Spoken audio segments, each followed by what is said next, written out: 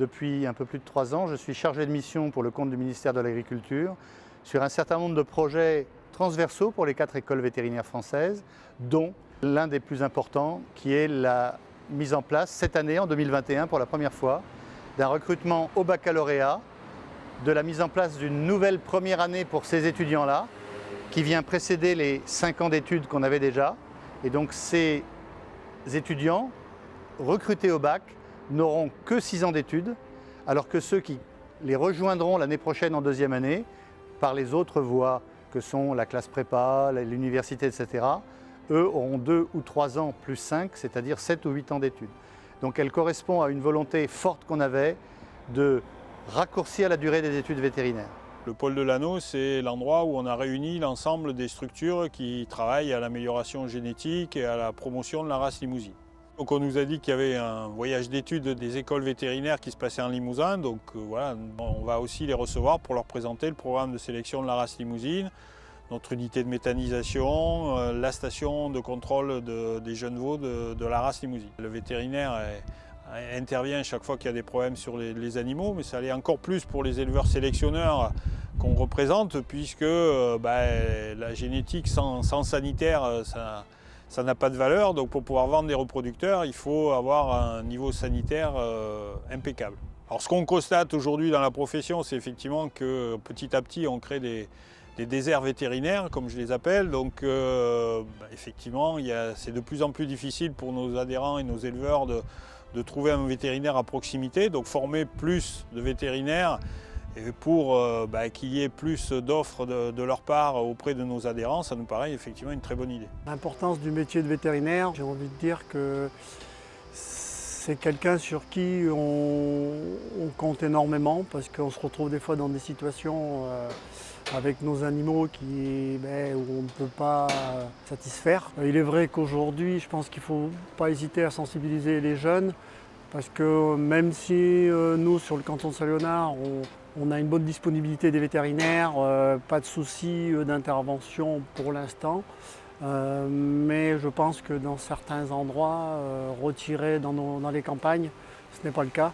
Et beaucoup d'agriculteurs aujourd'hui sont mis en difficulté parce qu'on manque de vétérinaires tout simplement. Alors ouais, j'ai accueilli des nouveaux étudiants pour parler du métier d'éleveur, parce qu'ils sont destinés à être vétérinaires, on va être amenés à se rencontrer a priori.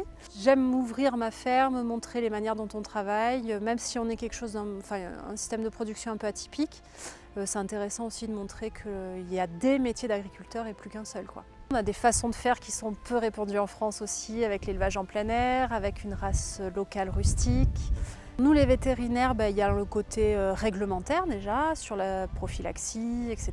On a des choses obligatoires à faire avec eux. Et puis il y a un côté aussi d'accompagnement sur l'adaptation aux contraintes réglementaires, parce que ça, que ce soit sur l'atelier gavage avec la grippe aviaire il y a quelques années, ou sur l'atelier porcin avec la peste porcine aujourd'hui, on est soumis à des mises aux normes, à des mises en place de contrôle sanitaire, etc. Donc on a besoin d'eux là-dessus.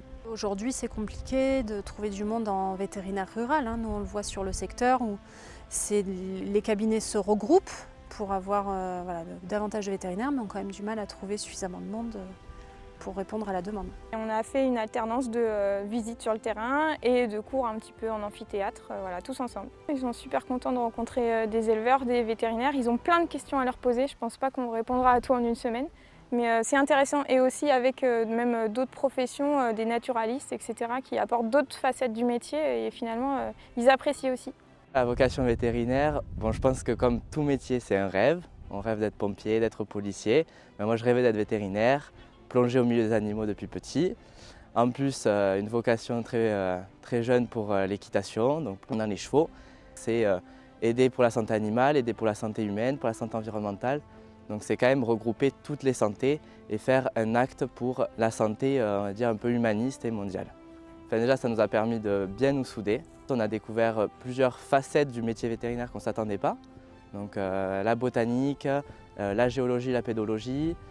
Donc vraiment des facettes auxquelles on ne s'attend pas, qui sortent de la clinique. Ça va permettre une nouvelle vision de certaines choses. Après, je vais partir sur un cursus un peu plus clinique.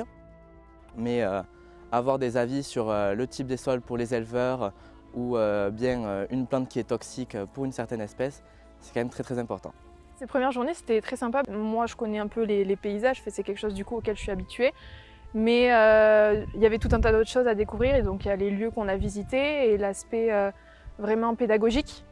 Et en plus de ça, du coup, les gens, parce qu'on a découvert tout le monde lundi matin à 8h30 ou 9h. Donc, on découvre les gens, on découvre les professeurs, on a eu un aperçu de l'école dans laquelle on avait été intégré. Et du coup, là, on redécouvre les paysages et les autres personnes qui ont été prises par la voie post-bac et qui sont du coup nos camarades. Tout d'abord, c'est une première dans la mesure où les écoles nationales vétérinaires, qui sont des grandes écoles, échappent aux voies de sélection post-universitaires, entre guillemets, et donc c'est du post-bac, comme beaucoup d'écoles. C'est une volonté de démocratisation de nos effectifs, d'enrichir la diversité, et puis les modalités également de recrutement étaient très différentes puisqu'elles étaient que partiellement académiques, c'est-à-dire qu'il y a une première partie d'admissibilité qui était sur dossier, mais après on testait des compétences naturelles en termes de communication, d'empathie, d'interaction de ces jeunes personnes. Donc c'est une vraie révolution et la semaine à Limoges continue cette révolution puisque c'est une troisième particularité de réunir en zone rurale tous ces jeunes. Il est toujours étonnant quand une région, son président ou d'autres, évoque une grande idée. Là on est sur la santé globale, humaine, animale et végétale, et puis on est sur l'idée d'une école vétérinaire. Donc ça suppose de faire bouger un ministère, 2 ministères avec Bercy, mais c'est une aventure qu'on vit. En plus, on est à Limoges, l'élevage, le centre Lano, enfin, on est dans une belle aventure. Et pour moi, la politique, c'est aussi ces aventures, porter des projets, parfois de grands projets, au service de tout un territoire.